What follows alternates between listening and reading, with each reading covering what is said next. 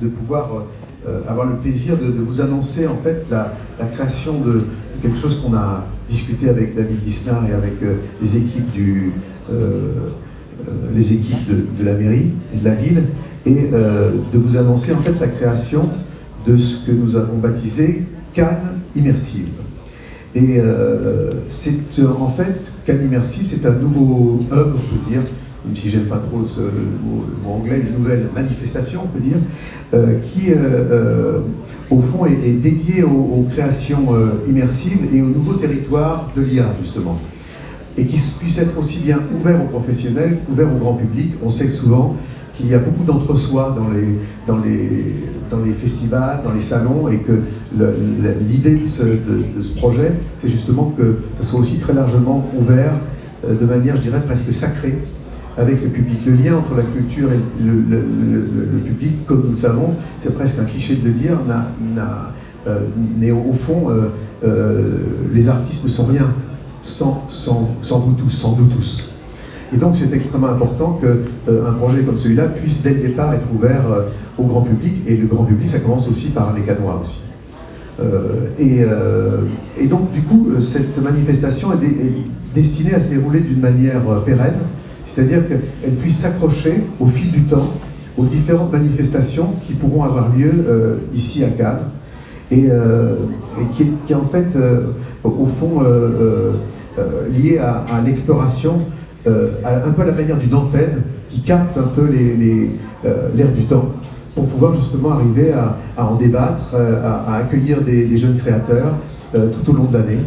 Et au fond, on s'est dit que ce serait un bon moment justement que Cannes Immersive puisse prendre son envol à l'occasion du Festival de Cannes dès 2024, en proposant au fond le meilleur de la création immersive et des œuvres justement réalisées avec l'intelligence artificielle. Il y a énormément de gens qui travaillent justement. Moi j'ai donné modestement un exemple d'une collaboration avec un algorithme d'IA, mais il y a beaucoup de gens dans des tas de domaines, sur le plan justement de visuel, des graphiques, et sur le plan du son aussi, qui méritent d'être connus, et de créer dès 2024 une sorte de panorama justement de l'ère du temps sur le plan de la création dans ces nouvelles technologies, et puis qu'à partir de 2025 on puisse arriver à fonder avec la complicité des équipes de la ville et puis de toutes les bonnes volontés autour de nous, de créer une vraie sélection à la star des grands festivals de cinéma ou de musique. Un mot sur le son. Quand on parle d'immersion, très peu de gens parlent du son. Donc, alors qu'en fait, notre champ visuel, c'est 140 degrés, le champ auditif, c'est 360 degrés. Donc, quand on parle des nouvelles technologies immersives, on voit bien que le son et la musique sont au centre du jeu.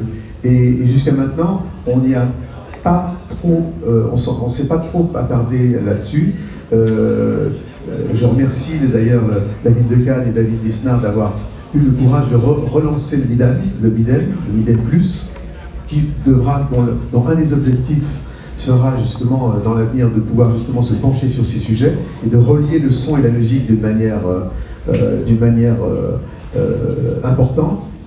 J'ai toujours été un peu frustré, et j'en ai souvent parlé à Thierry Frémaux, de l'absence de la musique, du son de manière importante sur le plan au cours du Festival de Cannes. Rappelons que de Hitchcock à Tarantino, les réalisateurs souvent considèrent que la musique c'est 50% d'un film.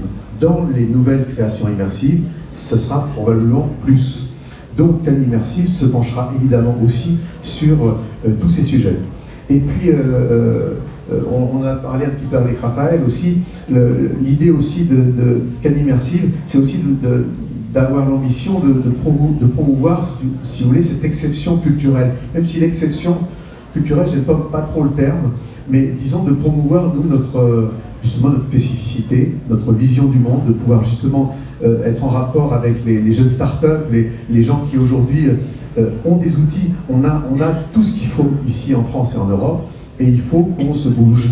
Je fais souvent le rapport avec le fait qu'il y a une quarantaine d'années, on a créé Airbus.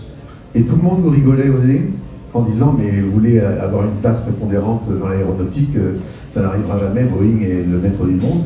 Et aujourd'hui, les lignes américaines ou chinoises utilisent nos avions. Il y a eu, entre-temps, un investissement financier, mais il y a eu surtout le fait qu'un certain nombre d'entre nous se sont investis stratégiquement, conceptuellement, intellectuellement. Et c'est la même chose pour tous ces nouveaux outils. Et donc je remercie vraiment beaucoup David Lisnard et la ville de Cannes d'avoir pris l'initiative de pouvoir monter ce beau projet pérenne de Cannes Immersive avec le soutien du CNC et de bien d'autres partenaires. Merci à tous et bonne journée.